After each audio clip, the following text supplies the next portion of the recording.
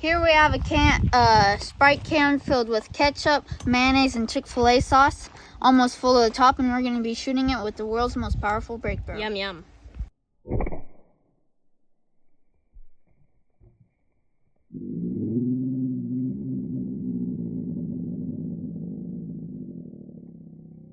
This is the aftermath.